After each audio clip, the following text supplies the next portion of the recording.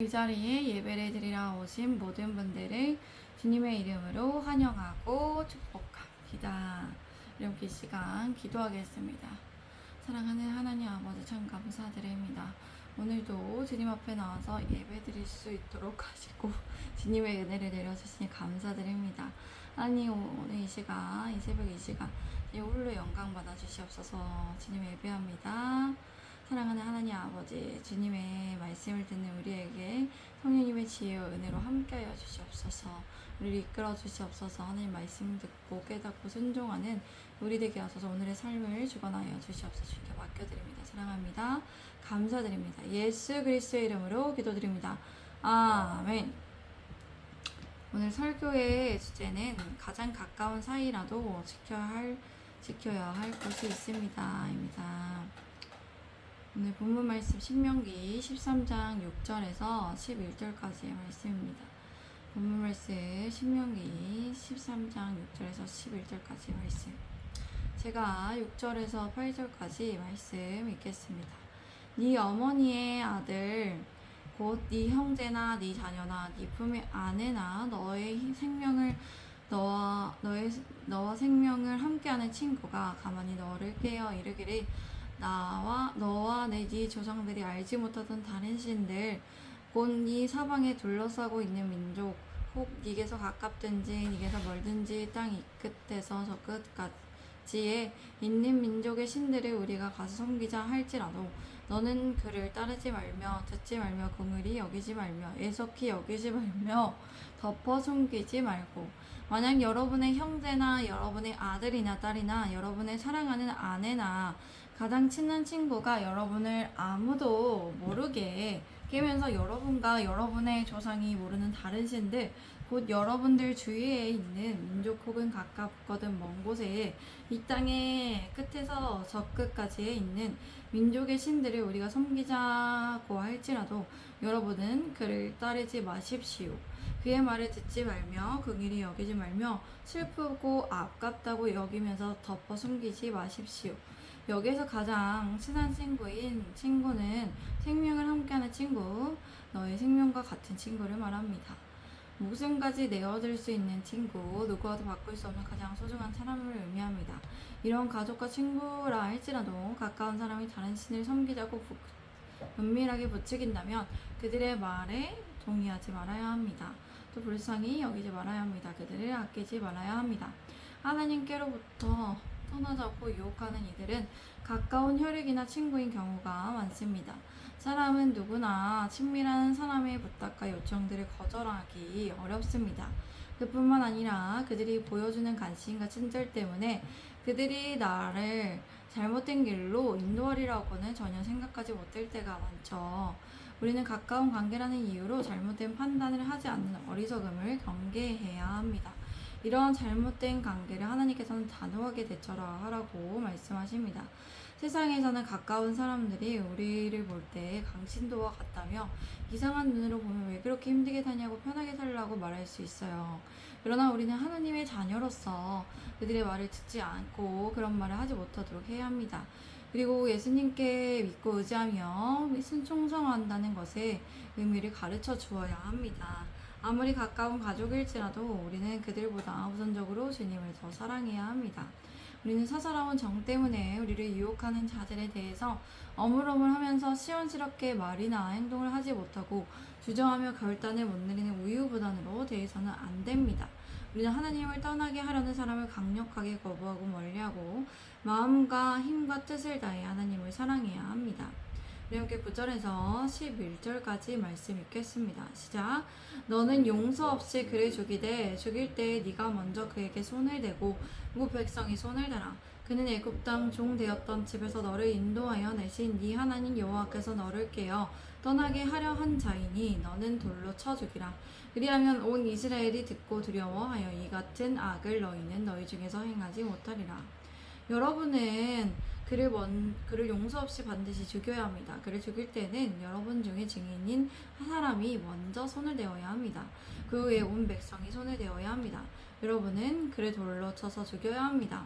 그 이유는 여러분을 그 종살이 하던 땅으로부터 이집트에서 이끌어내신 여러분의 하나님 여호와로부터 등을 돌리게 했기 때문입니다. 그렇게 할 때 모든 이스라엘은 듣고 두려워하고 여러분 가운데 그런 악한 일을 다시는 행하지 못할 것입니다. 이스라엘은 가까운 사람의 다른 신을 섬기자는 속삭임을 물리칠 뿐 아니라 그들의 죄를 공개적으로 엄하게 따져 밝혀야 합니다. 많은 사람들은 그렇게 하기보다는 묵인하는 쪽을 더 쉽게 선택할 수 있습니다. 그러나 신족 관계였던 이스라엘 사회에서는 이렇게 하기가 어려운 일이었습니다.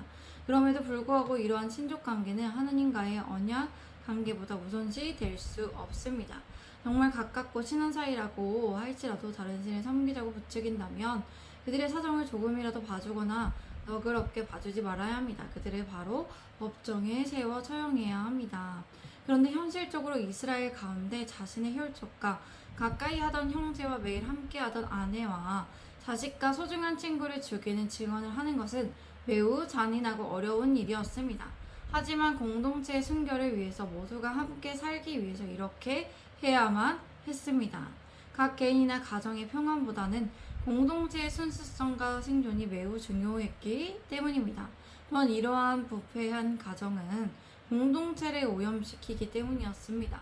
이러한 우상숭배를 붙이는 사람을 죽일 때에는 그 사람을 성이나 도시 밖으로 나가서 증인이 먼저 돌로 치고 그 이후 모든 공동체가 돌로 쳐야 했습니다.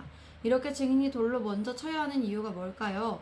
그가 증언한 것이 모두 사실이며 그 사실에 근거하여 범죄자를 처형하고 있음을 뜻합니다. 만약 거짓 증언에 의해 처형한 사실이 드러나게 된다면 그 사람에게 처음 돌을 던졌던 증인에게 책임이 모두 전가됩니다. 범죄자를 돌로 쳐서 죽이는 것은 최소한 2명의 증인이 필요했습니다. 이렇게 잔인한 처벌을 해야 하는 이유는 온 이스라엘이 두려워하여 우상숭배를 부추기는 행위를 하지 못하게 하려는 것이었습니다. 그렇기에 다른 신을 섬기자고 부추기는 것과 우상숭배가 정말 큰 죄악임을 그만큼 인식해야 한다는 것입니다. 하나님 앞에서 엄청난 죄악임을 알고 우리 가족들과 친족들 사이에 우상숭배를 하는 것에 있어서 우리가 너무 간대하게 대할 수는 없는 것이죠. 바울은 이런 경우에 어떻게 하라고 했냐며 함께 먹지도 말고 그런 사람들과 어울리지도 말며 공동체의 순수성을 지키기 위하여 교회에서 쫓아내라고 하였습니다. 오늘 설교의 주제는 가장 가까운 사이일지라도 지켜야 할 것이 있습니다입니다. 우리는 가장 가까운 사이인 가족과 친한 사이일지라도 분명하게 할 수 있어야 합니다. 은밀한 유혹으로 하나님과 사이를 멀어지게 하고 하나님과의 관계를 해치는 사람들과의 관계는 거리를 두어야 합니다. 그 사람들과의 거리를 두고 어울리지 않고 함께 먹지도 말아야 해요. 우리가 그런 사람들에게 선한 영향력을 줄 힘과 지혜 등이 없다면 그런 사람들에게 연락하지 않고 살아갈 수도 있어야 합니다. 오늘 우리는 하나님의 말씀을 들었습니다. 우리는 우상숭배에 빠지게 하려는 유혹과 다른 신을 섬기게 하려는 사람들과의 관계에서 어떻게 해야 할지를 들었습니다. 오늘날 우리는 이러한 사람들을 죽일 수는 없습니다. 공개적으로 처형할 수 없습니다. 예수님께서도 살인하지 말라고 하셨기 때문이죠. 그러나 예수님께서는 이러한 사람들과의 관계보다 하나님과 관계를 최우선으로 여기며 하나님을 무엇보다 사랑해야 한다고 가르치셨습니다.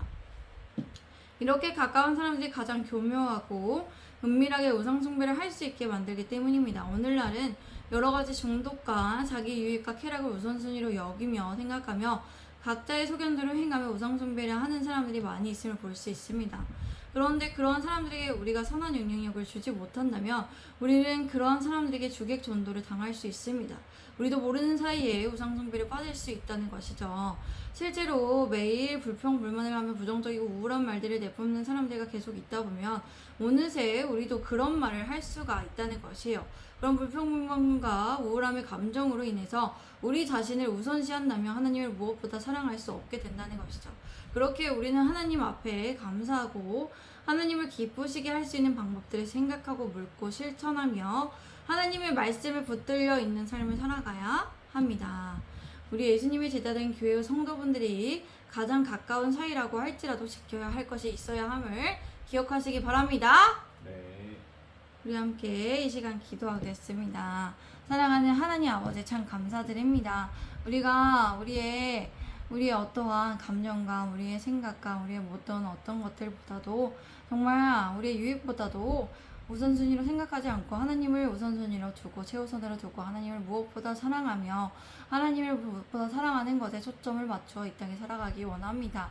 우리가 힘을 잃고 지혜 없이 이 땅에서 분별력 없이 있을 때라도 우리가 선악력을 끼치지 못할 때 우리가 지혜롭게 단호하게 대처할 수 있게 하시고 그런 사람들과 연락도 하지 않고 또 어떠한 어울려서 먹지 않고 또 우리가 그런 사람들이 단호하게 예수님을 믿는 이유에 대해서 담대하게 말할 수 있는 용기를 주시옵소서.